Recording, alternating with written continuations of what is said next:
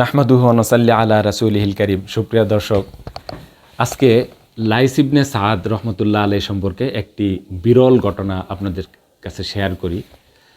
আমরা আসলে কোন স্তরের আর ওনারা কোন লেভেলের আলেম ছিলেন এবং ওনারা যে ফতোয়া দিতেন ওনারা কোন লেভেলের মুফতি ছিলেন, এই ছোট্ট একটি ঘটনায় সেটা বুঝে আসে।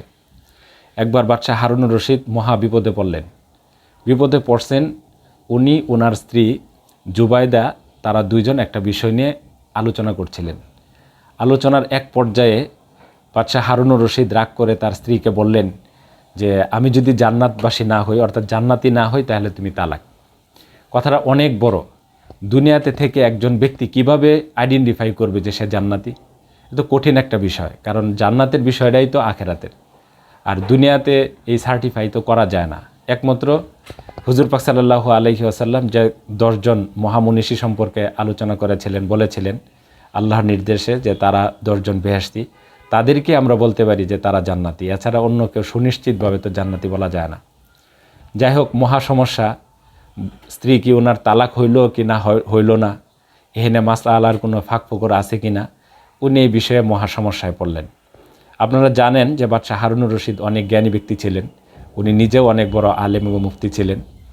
তারপরে ওনার যে রাজধানী বাগদাদ, সেই বাগদাদ শহরে, অর্থাৎ ওনার রাজদরবারে অনেক বড় বড় ফকি উনি রাখতেন রাজকীয়ভাবে।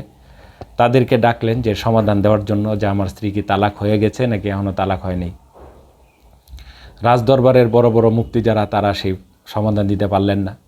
তারপরে আশপাশের যে সমস্ত ফকিরা ছিলেন তাদেরকে ডাকলেন, তারাও সমাধান দিতে পারলেন না।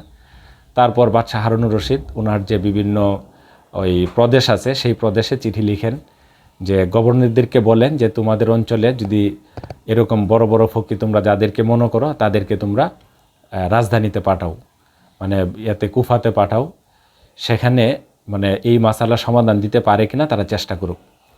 আপনারা জানেন বাগদাদ থেকে মিশর বেশ অনেক দূর। তারপরে তখন মিশরের যে গভর্নর ছিলেন, উনি হজরত লাইস ইবনে সাদ রহমতুল্লাহ আলাইকে এই সমাধানের জন্য বাগদাদে প্রেরণ করেন। বাগদাদে আসার পর তিনি হজরত হারুনুর রশিদকে বলেন যে, খলিফা আমিরুল মুমিনিন, আপনি সূরা রহমান তিলাওয়াত করুন। তো উনি সূরা রহমান তিলাওয়াত করে যাচ্ছেন। এক জায়গায় এসে যখন উনি পড়লেন ওয়ালিমান খাফা মাকাম রাব্বিহি জান্নাতান, তখন লাইস ইবনে সাদ রহমতুল্লাহ আলাই তাকে থামালেন এবং বললেন যে, খলিফা হারুনুর রশিদ, এই আয়াতের অর্থ তো হলো যে ব্যক্তি আল্লাহর সামনে দাঁড়ানোকে ভয় করে তার জন্য 2টি জান্নাত রয়েছে। জান্নাত মানে জান্নাত। সুতরাং আপনাকে আমি প্রশ্ন করি, সেটা হলো আপনি কি আল্লাহ রাব্বুল আলামিনের সামনে দাঁড়ানোকে কি ভয় করেন? তো খুব স্বাভাবিক প্রশ্ন, যে কোনো মুমিন আল্লাহ রাব্বুল আলামিনের সামনে দাঁড়ানোকে তো ভয় করবেই, কারণ আমি কি পাপি না, কতটুকু পাপ করলাম, আল্লাহ সেটা ক্ষমা করবেন কি করবেন না, সেই হাসরের মধ্যে আমার অবস্থা কেমন হবে, পুলসিরাত কিভাবে পার হব, জান্নাতে যাব নাকি জাহান্নামে, এই বিষয় নিয়ে তো একটা শঙ্কা রয়েছেই। ওই হিসাবে তিনি সবার ভিতরেই ভয় থাকে। বাদশাহ হারুনুর রশিদও বললেন যে অবশ্যই আমি আল্লাহ রাব্বুল আলামিনের সামনে দাঁড়ানোকে ভয় করি। এই কথা শোনার পরে লাইস ইবনে সাদ বললেন যে, কোরআন শরীফের মধ্যেই তো পরিষ্কার বর্ণনা, যে ব্যক্তি আল্লাহর সামনে দাঁড়ানোকে ভয় করে সে জান্নাতি। সুতরাং আপনি যেহেতু আল্লাহর সামনে দাঁড়ানোকে ভয় করেন, সুতরাং আপনি জান্নাতি। তা আপনি যেহেতু নিশ্চিত জান্নাতি, ওই হিসাবে আপনার স্ত্রী তালাক হবে না। এই ছিল হজরত লাইস ইবনে সাদ রহমতুল্লাহি আলাইহির ফাকাহাত, বা ওনার যে মানে জ্ঞানের গভীরতা এবং ওনার যে আইকিউ, এই বিষয়ে একটি উদাহরণ।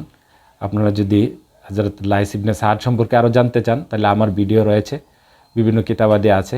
এই বিশাল মনীষী, যিনি বিশাল জ্ঞান ভাণ্ডার সংরক্ষণ করেছিলেন, কিন্তু দুর্ভাগ্যের বিষয় হলো ওনার জ্ঞান আমাদের পর্যন্ত আসে না।